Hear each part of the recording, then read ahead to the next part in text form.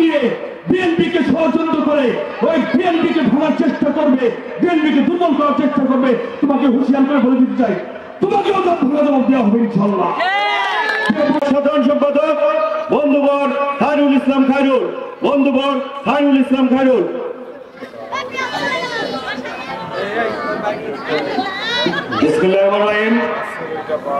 রাজবাড়ী পৌর যুব দল কর্তৃক আয়োজিত আজকে 8 নং ওয়ার্ড যুব দলের কর্মী সভা।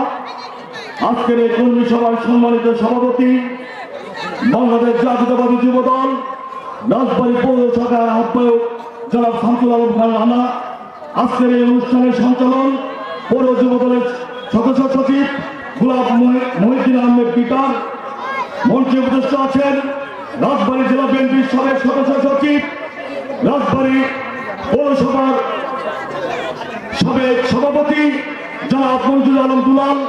মঞ্চে উপস্থিত রাজবাড়ী জেলা যুব দলের নেতৃবৃন্দ, মঞ্চে উপস্থিত রাজবাড়ী পৌর 8 নং ওয়ার্ডের বিএনপি নেতৃবৃন্দ, ওয়ার্ড যুব দলের নেতৃবৃন্দ, মঞ্চের সঙ্গে থাকা মা বোন এবং বিএনপি এবং যুব দলের নেতা কর্মীকে সবাইকে জানাই বাংলাদেশ জাতীয়তাবাদী যুব দল রাজবাড়ী জেলা শাখার পক্ষ থেকে সংগ্রামী সালাম এবং শুভেচ্ছা। বক্তব্যের শুরুতেই ভারতের আগরতলা বিজেপি বিপদগামী উগ্রপন্থীদের বাংলাদেশ দূতাবাসে হামলা তীব্র নিন্দা এবং প্রতিবাদ জানাচ্ছি। প্রিয় বন্ধুরা, ভারত প্রতিটা মুহূর্তে বাংলাদেশে তার পুত্রবধূ, ভারতের পুত্রবধূ শেখ হাসিনার পতনের পর থেকে বাংলাদেশের প্রত্যেকটা অঞ্চলে, প্রত্যেকটা ক্ষেত্রে ভারত একটি বিশৃঙ্খলতা সৃষ্টি করার চেষ্টা করছে। তাই মৌলানা ভাসানী একটি উক্তি করেছিলেন, ভারত আমাদের চির শত্রু। এই কথাটি যে প্রজন্ম বুঝতে পারবেন, সেই প্রজন্মই এ জাতির শ্রেষ্ঠ সন্তান। বন্ধুরা, আমাদেরকে ঐক্যবদ্ধ হতে হবে এই ভারতের ষড়যন্ত্রের বিরুদ্ধে। আজকে এই আপন ওয়ার্ড যুব দলের কর্মী সভায় উপস্থিত হয়ে একটি কথা মনে পড়ে গেল। 2018 সালে রাজবাড়ী গণমঞ্চের নেতা, রাজবাড়ী তৃণমূলের আস্থা জনাব আলীনওয়াজ মোহাম্মদ খোয়েম ভাই যখন 2018 সালে সংসদ নির্বাচনে প্রতিদ্বন্দ্বিতা করছিলেন, তখন আমাদের বাজারে খলিফাপট্টিতে একটি সমাবেশ হতে যাচ্ছিল। সেই সমাবেশে এই 8 নং ওয়ার্ডের সন্ত্রাসী যুবলীগ নেতা ওই আজিমের নেতৃত্বে ওই খলিফাপট্টি আক্রমণ হয়েছিল আমাদের প্রিয় নেতা। আজকে এই মঞ্চের থেকে ওই আজিমকে হুঁশিয়ার করে বলে দিতে চাই, যে গুহায় তুমি ঢুকেছ সেই গুহা থেকে বের হওয়ার চেষ্টা করো না। কিন্তু তুমি যদি বের হওয়ার চেষ্টা করো, রাজবাড়ী জেলার যুব দল তোমাকে উত্তম লক্ষণ দিয়ে দেবে ইনশাআল্লাহ। সংগ্রামী সাথী বন্ধুগণ, ষড়যন্ত্র আমাদের ভিতরেও আছে, ষড়যন্ত্র প্রত্যেকটি জায়গায় আছে।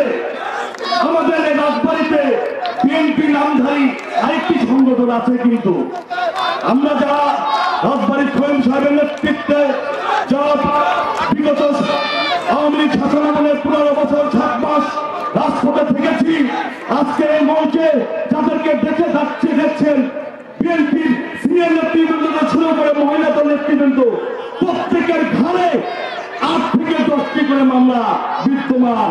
কিন্তু এই রাজবাড়ী জেলা বিএনপিতে আরেকটি দল বিএনপি দাবি করে, তারা আওয়ামী লীগের ওই কাজী কিয়ামত এবং ওই কাজী এরাজুদ্দিন নিয়ন্ত্রিত একটি বিএনপি দল।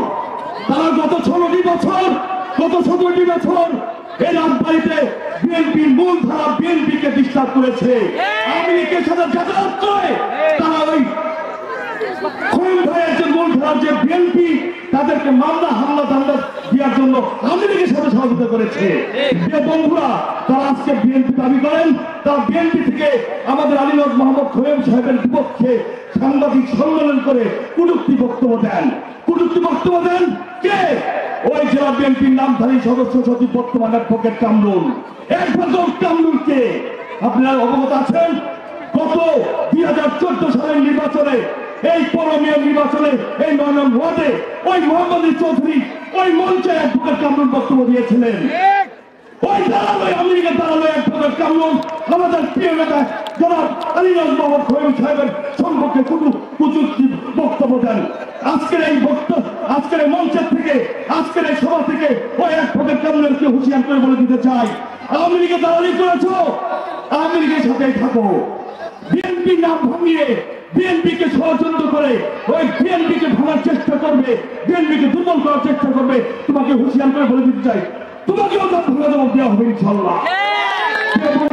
এখানে অনেক গুরুত্বপূর্ণ নেতৃবৃন্দ আছেন, বক্তব্য সংক্ষিপ্ত করতে বলা হয়েছে, তাই বক্তব্য দীর্ঘস্থায়ী করলাম না, এখানে আমার সংক্ষিপ্ত বক্তব্য শেষ করলাম। খুদা হাফেজ।